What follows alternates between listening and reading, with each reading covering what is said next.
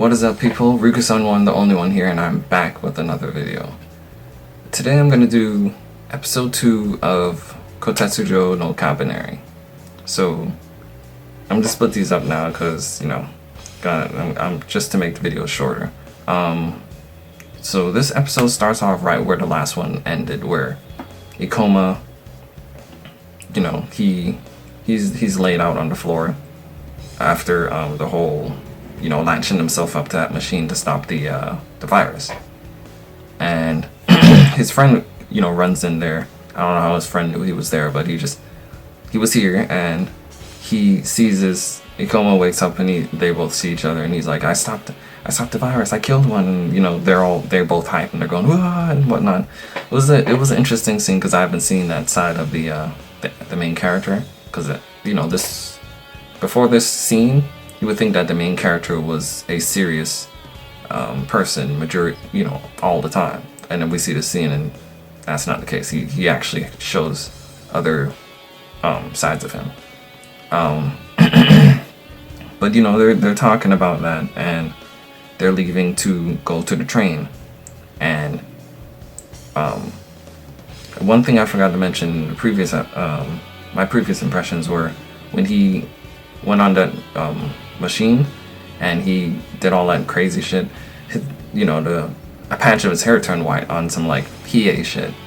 So now he has like this patch, this white patch in his hair. And when they're on the way, his friend gives him like this red cloak, which looks cool, but he's using that to, honestly, I don't know why he gave him that, because previously he didn't see like that shining thing in the chest that I'm going to talk about in a second, but he just gave him it. It looks cool. But they get to the train area, and they're the guys are still telling them to strip down, and Mume comes in and tells them, first of all, when Mume comes in, she shows a different side of her, because in the first episode she's like this little cute girl, played with this kendama toy, and she had these like weapons on her shoes. Now we see her and she's all like not armored up, but she has like this little battle suit and these two kind of like pistol shotguns with her, and she looks like honestly she looks like a completely different character in this episode. And honestly, acts is a little bit more confident this episode versus the last. The last one she's all like cutesy and whatnot, and then this one, talking about her brother and whatnot, and then in this one she's all about, ass kicking and whatnot. I was wondering if this was the same character. But when they get to the train scene and she sees him and he sees her, they both say the same thing. You look different and whatnot, and she starts to sniff him. And she sniffs him and says, "Oh, you're definitely not normal anymore." So that was like her first hint to tell that there's obviously something going on. And apparently they give off a different scent. But Mume basically tells him that he's not. He tells the guys that he's not infected. So that's how he gets on the train. And when they're on the train, some Kabaneri try to take it over, but and the main character, he feels that this is a great opportunity to stop the Kabaneri and show off his weapon. So when he does that, he's like, yeah, he did it, and he showed off his weapon. And as he does this, he he exposes himself to that like shining, I guess his heart. It was his heart. His heart started to shine, and everyone saw it, and they all thought he was Kabaneri himself. And that's when they all started to get like a little skeptical about him. And the same asshole from last week's episode comes in, and he doesn't even take any chances. He shoots him and kicks him off the train.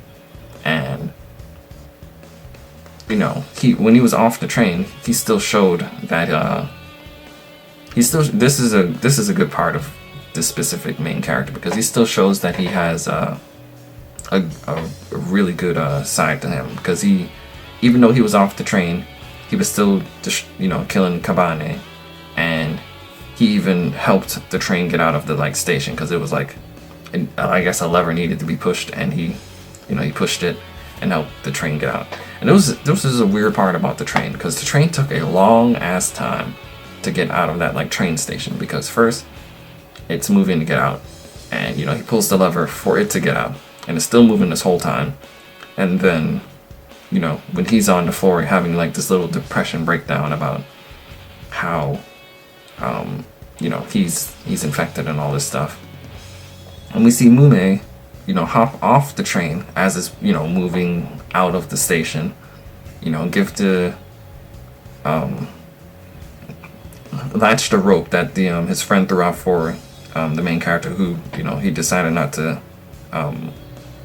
grab it. She latches the rope onto him, and they pull him back in. But it was weird for that scene, because that whole time the train was moving out. So how slow is this train to be moving out for it to, him to pull the lever, it move out, her to jump off, have time to latch it onto him, get back on the train, and them to pull him in? How slow was that train had to move for all of that to like make sense? It was weird when I was watching. I was like, how long is this train gonna be inside this station for? It was obviously just plot convenience, so it is what it is. But when they get him back on the train, the same character is still skeptical of this guy, and that's when Mume exposes herself to being just like the main character, and she calls them a hybrid between human and Kabaneri, called the Kabaneri. And that was majority of this. That was basically all this whole episode. There was another scene where we see Mume. She's testing out she's doing all her stuff with her guns. That was a cool scene, and I liked the music that was playing. That Asian background music that they had playing. That was cool. This episode was a little bit less hype than episode 1, but it was still a pretty good episode also. Even though, like I said, there was still some gripes I had with it, like the train that I just mentioned, and they still didn't necessarily explain the infection as far as how quickly they turn. But I'm not sure if they're ever going to explain that, so I think I'm just going to have to let them ride out with that one. But still a very good episode, still an interesting series. I'm still going to continue to watch it. And yeah, this impressions is over. But make sure to subscribe. Look at the description. I have all of my profiles like Twitter and whatnot. Follow me on Twitter and Facebook, and all those other stuff that's down there. But thank you for watching. Peace.